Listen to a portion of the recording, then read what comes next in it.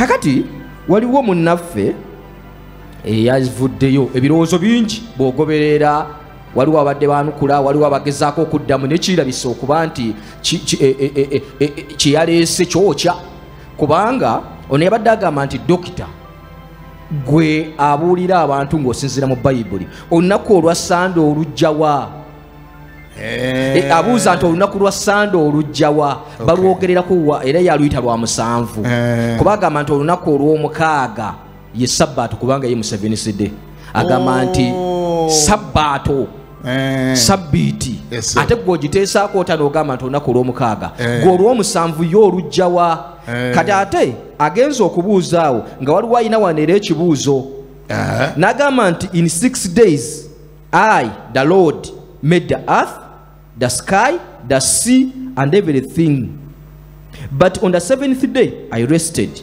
that is why I the Lord blessed the Sabbath and made it holy.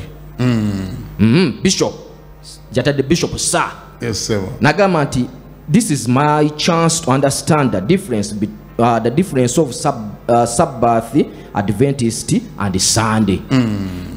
N'agamba nti I'm a born again who comes from Adventist background who always say I worship the sun. I'm ready to learn who lost the direction. Yenna mujuzi Sandra wekireka yagambye ayogedde Katonda wayogerera ku nnaku omukaaga ng'atonda ensi n'ebigirimu byonna kakati era awo Katonda ku nnaku olw'omusanvu n'awummula kati ku lulwo agamba nti dokita guno gwe mukisa ayagala kumanya enjawulo ya sabbiiti y'aba Seventh-day ne Sunday yogerwako kubanga ye ava mu family y'aba Seventh-day buli lwagenda gye bali bamugamba nti mmwe kye mwogera musinza njuba Sunday era baga nti olunaku lwa njuba olwo era mu mugenda ku Sunday nga mugenze ku Christianity Focus Center mugenda kusinza njuba kati ayagala kumanya ani yabula wano ayogera ku sabbiiti eri ey'olw'omukaaga n'ayogera ku Sunday era okigatte wamu dokita n'oli kubeera naye mu Seventh-day ate nawe tulabye noono nga naye famire ye be bamwakyuzinga buli kadde kakati awo twagadde okumanya olunaku lwa Sunday dokita musinziira ku kyokudda ku lunaku lw'enjuba ne mugisinzanga kakati omukulu oyo alowooza bw'atyo ayina okufuna akadde okwenenya okuwa ekintu ekirala kyonna ekitali Katonda n'akiwa obuyinza okuba nti kirina olunaku lwe kyatonda wano bakitondesezza olunaku anti buddira olunaku n'olugabira Katonda njuba kitegeeza Mukama omuggyeko obuyinza yalutonda kati gwe mu kutegeeraako olaba ng'enjuba ye yalutonda kati alina okufuna olunaku okwenenya okuddira obuyinza bwa Katonda n'abugabira enjuba nti enjuba erinamu olunaku lwe yatonda kyekyenenyo kyalina okusookerako enjuba tetondanga lunaku lwonna era tuwaliyo omuntu yenna alina lunaku lwe yali atonze ennaku ezo zonna zolaba zatondebwa Katonda era ku zonna tulina omusinzirizaako omugulumizaako omutenderezaako kyobulaba nga Mukama waffe Yesu yatuga ekiseera nga ye asaba buli lunaku buli lunaku era buli lunaku Yesu yabeeranga ne service nga bolaba ku Christianity Focus Center bwe tulina service buli lunaku kuba ffe buli lunaku lwa Katonda twaluwa Katonda kansaba abasomi baffe omu kubo ansomere Luka essuula 21 olunyiriri olwa 37 nkulage nti service za Yesu zaali za buli lunaku talinaako lwali lunene nnyo na lwali lutono sebo olulabye Luka 21 yes sebo 37 lugamba nti awo buli lunaku yayigirizanga mu yeekaalu eyo si lankyawa eyo togirabanga lankyawa service buli lunaku daire lankyawa soma awo buli lunaku yayigirizanga mu yeekaalu bwe bwazibanga n'afuluma n'asula ku lusozi oluyitibwa olwa Zeyituuni. Abantu bonna ne bakeeranga enkya okugenda gy'ali mu yeekaalu okumuwulira. Kati Yesu yasabisanga lunaku ki? Yesu yasabisanga lunaku ki era luliwo lwataasabisanga? tewali lwataasabisa. Lunaku yabanga ne service. Awo ffe we twajja lanchawa zaffe. Buli lunaku. Kati ffe tetulinayo lunaku lukulu nnyo mu maaso ga Katonda okusinga olulala. Ani yakitandikawo? Yesu. Yesu bwe yali tannajja olw'okubanga abantu baali bajeemu. Bayibuli ega nti ekibi kye kyaleeta amateeka. Amateeka gajja lwa bujeemu. Etteeka Eva buli olabanga etteeka baba bamaze kwetegereza obubi obuliwo ne batuula mu palamenti ne bakola etteeka ku nsonga eyo. Wamala nkubangawo kizibu. Wamala kubaawo ekizibu ekiriwo ne bagamba okomya kino ekimala kino tukinogere eddagala ne bakola etteeka. Ewatali kibi tewaba tteeka. Bayibuli bwegamba nti ewatali kibi tewaliwo tteeka. Ekibi kyekiriwa abantu bafuuka bize nnyo ku mulembe ogwo nga tebakyalina budde bugenda mu maaso ga Mukama. Ennaku zonna nga bali bize tebalina budde busaba. Mukama n'agamba nti kale kati lwo olw'omukaaga ng'ategeeza Saturday oba oli kyayita Sabbiiti. Sabbiiti eyo yo mwenna baagala mu yeekaalu.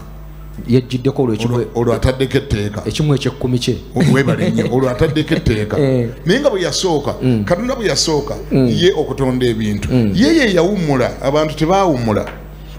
Gulabako ng'agamba Adamu nti ojja kuwummulanga. Eddamu dokitaawo. Gulabako ng'agamba Adamu nti nkutonze naye ku Sabbiiti ojja kuwummula. Walabako Nuuwa ng'akwata Sabbiiti. Olabako Ibulayimu ng'akirimu. Ibulayimu yakirimuko baakimulagira. Olabako Isaaka ng'akikola. Olabako abo baasinzanga Mukama voluntarily mu kwagala. Tebamaze balagira. Omwana bw'abanga asobola okwera ennyumba nga tomulagidde n'ogenda okuva upstairs nga yajeeze, oyo yeetaaga omulagira nti olina okukeranga ku makya oyera ennyumba, oli mulalu. Nga yeetuma yeetumye bamutuma. Omwana yeetumye okwera olujja ate bamutuma. Bw'olaba omuzadde ajja yetteeka nga gamba olina okwera ng'olujjano buli naku ng'omanya abadde talwera. Mwana gwe olina okunaabanga buli naku abadde tanaaba. Olina okukeranga n'ombuuza abadde tamubuuza. Omwana bw'abanga asobola okwetuma ekintu, omuntu bw'aba asobola okwetuma ekintu tebamulagira, balagira alemeddwa. Amateeka gonna golaba wali mu kibuga gabeera ga traffic gamala kulaba kibi kiriwo ne baleka bagamba no parking. Bamala kwanga mu parking awo bubi. No double parking. Bamala kwanga mbadde mukola double parking.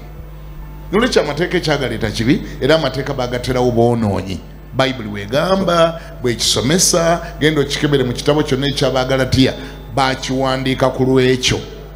Mateeka Timoseewo yagamba bw'ati. In fact ye Timoseewo akigirayo ddala. Timoseewo ekyolubereberye 1:8 bw'oba osobola ojjangu yo gisoma. Timoseewo ekisooka 1:8. Naye tumanyi ng'amateeka malungi. Naye tumanyi ng'amateeka malungi. Omuntu bw'agasoma ng'amateeka bwe gali ng'amanyi ekyo nti amateeka tegaateerwawo muntu mutuukirivu wabula abatali batuukirivu. Wangi n'abajeemu n'abatatya Katonda n'abalina ebibi abatali batukuvu n'abavoola Katonda abatta ba kitaabwe ne bannyaabwe abasiba abantu abenzi abali ebisiyaga abanyazi b'abantu abalimba abalayirira obwereere n'ebirala byonna ebiwakana n'okuyigiriza okw'obulamu abo be baateerwawo amateeka. Tusobole obbatayiza nga togataddewo bayinza okutta ensene ne bagimalawo. Era ffe Bayibuli etubuuza fe abaamala okulokoka kubanga Bayibuli ffe twogerako nti twagakwata okutuusa ku Kristo. Bayibuli egamba mu kitabo ky'Abagalatiya nti amateeka yali mutwazi eri Kristo. Bagalatiya 3:21. Kale amateeka tegatabagana n'ebyasuubizibwa Katonda.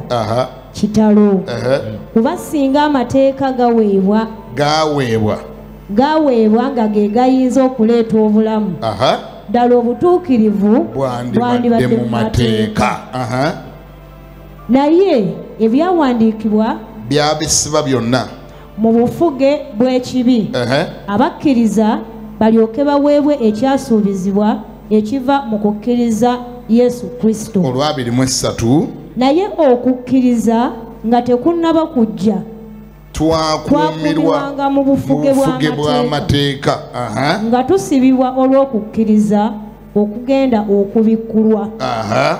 Bwe kityo amateeka kawulirize nnyako bwe kityo amateeka yali mutwazi waffe eri Kristo. Kaddemu nnyabo ng'osoma kigambo ku kigambo. Bwe kityo amateeka yali mutwazi waffe eri Kristo. Tulyoke tuweebwe obutuukirivu olw'okukkiriza. Naye okukkiriza bwe kumaze okujja tetukyali mu bufuge bwa mutwazi. Komaawo okawulidde ako? Amateeka bagawadde erinnya eddala bagatumye mutwazi. Motoka. Kakati emmotoka wali olinnyeko ku Kamunye bakuzaalawa? Masaka. Olinnye Kigege ekututte mpaka Masaka. Kati ate bw'otuuka Masaka era osigala mu Kigege? Njanjivaamu wangi nesunga kutuuka mba nesunga kutuuka olutuuke Masaka Kigege gyekututte ng'ogamba driver weebale nnyo okoze bulungi okundeeta naye kentuuse Masaka oba tulabira. Kati waliwo n'ekibuuzo ekirala ekibuuzibwa kirina wano mu Bayibuli nti amateeka tugajjawo olw'okukkiriza. Nedda tetugajjaawo, tunyweza manyweze. Era kifaanana kiri Kamunye bw'emala okutuusa e Masaka okwata embazzi n'ogitemaatema. Nedda erina okuddayo okunona abalala bali e Kampala wadde g'ogivuddemu gwe kutuusiza girekeddeyo ekola etya ereeta abaliyo bw'ayagivuddemu webaze Mukama negenda enone. Amateeka lwaki tetugajjaawo? Kubanga ensi eno ekyalimu aboonoonyi be tulina okugamba buli kaseera tobbanga, toyendanga, tokola kino, tobba kasimu, tonywa njaga, tokwata bakazi, toyenda, togira bwoti. Tulina okugabalekerawo. Naye ate bwe tumala okutuuka eno mu Mukama waffe wangi biruukinga fani okubanga tubirumiriza. G'obadde mu bifo bingi nnyo gye wali ogenze nga wali akapande bakayita no smoking. Wali obaddeko mu kifo nga kirimu akapande nga kaliko ekigambo no smoking. Wangi nali nkirabyeko. Walirabye otya singa otuuka mu Sande ku makya nga tubutimbye ku buli mpagi? No smoking angajjudde wonna kaluukinga fane nnyo mu kyaki.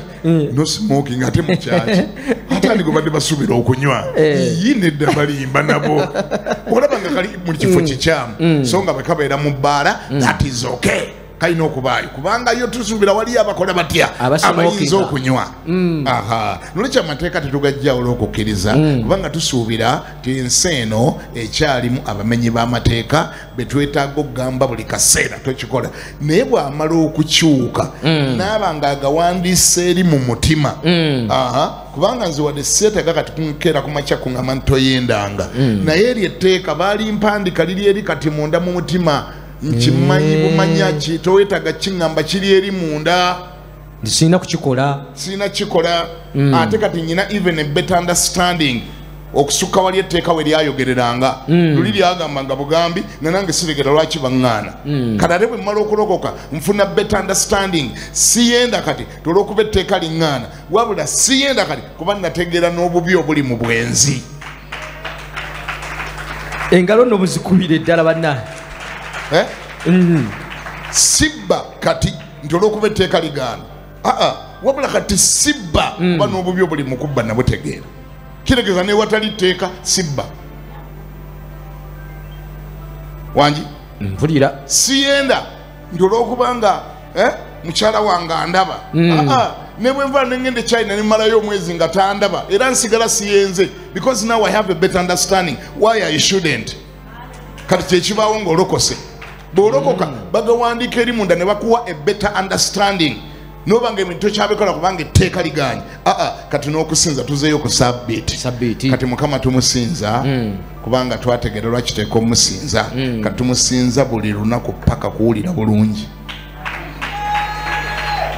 wangi kati oyo ono engeri gyakyetaaga okulagira kati oyo tukyamukwatira kubanga mujeemu nnyo alina kugendayo lunaku lumu kati olina omugambo olina okusinza ku sabbiiti kubanga ayinza okufunira nga ewiiki eweddeko nga zonna talina lwasinziza kati waakiri ofunayo olumu n'olumulagira olina okusinza ku sabbiiti naye nyina omujjukiza ndi katonda waffe takyali katonda wa nnaku era takyali w'amateeka era kati tetukyasinza nnaku kati tusinza katonda ennaku zonna kati Yesu zaafuuka zize abamwagala n'abamutya bamusinza ku nnaku zonna era ne Yesu bwe yajja yafuba nnyo okukiraga nti ebyo ebya sabbiiti byali mu mateeka byalagirwa abantu abatasobola kwetuma kusinza ne babibalagira waakiri bafisseewo olunaku lumu bakole batya basinze katonda kati we twogerera Bakolinso manyanga Bakolisaayi yenja okusembyayo olwokubanga ogambye waliwo yakiyombeddemu Bakolisaayi 2:16 agamba yesebo kale omuntu yenna tabanenyanga mu byokulya oba mu byokunywa oba olw'embaga oba olw'omwezi oguboneka oba olwa sabbiiti 17 ebyo kyekisiikirize kyabyo kyekisiikirize kyebyo ebigenda okujja naye omubiri gwe gwa Kristo agambye atya nti kati we twogerera nga maze okulokoka omuntu yenna tabanenyanga olwabino wammanga omuntu yenna taddanga awo n'abatuntuza n'abanenya n'abacunya omuntu yenna tabanenyanga olw'ebyokulya oba ebyokunywa oba olw'embaga oba olw'omwezi oguboneka oba olwa sabbiiti taddanga awo ng'abanenyanga ate lwaki temwakutte sabbiiti katonda tetukyamusinza lunaku lumu lwa sabbiiti katumusinza nnaku zonna kuba twategeera amazima kati twetuma tugamba tumusinza alina okusinzibwa Dr. Ndo ekitegeeza kikyamu bamanyi okugamba nti abasaba ku Sande mwe muli abagundi n'abalokole okusaba ku Sande nakyo si tteeka gye tuli tekyali tteeka gye tuli wabula lwe lunaku society okusinzira ku society gye tuwangaalira olwatongozebwa nti olwo olunaku abantu bonna baba tebaakoze woofiisi ziba tezaakoze society neesalawo tolwo tuluwadde katonda kati atujja kwesingana nga Dubai ekkanisa zaayo tezisaba ku Sande zisaba ku Lwakutaano lwe bawummule waabwe kubanga eri society okusinga y'Abawarabu era abasiraamu be basinga ogifuga n'olwekyo bo bwe baatunula Olwokutaano nga lwe lunaku lwabwe lwe baagala okugenda mu mizikitiro era wajjuma kati gavumenti offices ne zibeera off banka ne ziggalawo Friday kati ab'ekkanisa ne bagamba ati lwaki tumala obudde ennaku zonna za Katonda kati ewaabwe e Dubai kyakizaayo zonna Friday ogutali musango kugabalabanga be bantu lubafuna obudde babeerawo n'abakolera gavumenti babeerawo ne balutongoza ne luweebwa Mukama kwe kujja wano ku Sande ate neri bagambye nti omuntu taddawo n'abatuntuza ate bya sabbiiti kibadde mu Bayibuli ate ne Yesu yakola ekisoboka n'alaga nti terukyalina nnyo makulu bwatulaba yawonyezangako n'abalwadde n'abagamba weetika ekitanda ky'otambula ogende ate ng'eri mu ndagaano enkadde okwetika ekintu kyonna ne bwe yabanga Bayibuli eno n'ogyetikka ku mutwe ku lunaku lwa sabbiiti n'oyita mu luguudo wabanga omenye mateeka kati Yesu okujja abalagira eddala nti lwaggwamu amakulu lwaggwamu ensa bwe yawonya omusajja ku kidiba wali ekya Sorowamu yamugamba weetika ekitanda manya ku kidiba ky'e Besaida yamugamba weetika ekitanda ky'otambula okola otya ogende olowooza lwaki yamugamba akyetike yali alina basindikira message nti olunaku luno terukyalina makulu mu luveeko yali aludibya wali omukwano gwange omusevensire namubuuza olowooza lwaki Yesu yalagira omusajja oyo yeetika ekitanda nti anti Bayibuli egamba mulina okukola obulungi ku sabbiiti kati olwa sabbiiti bw'owonyezaako omuntu oba tozizza musango ne mugamba nti yawula okuwona n'okwetika ekitanda byanjawulo bwe kuba kwali kuwona yali asobola omuwonya namugamba ekitanda ejja kinona ku Mande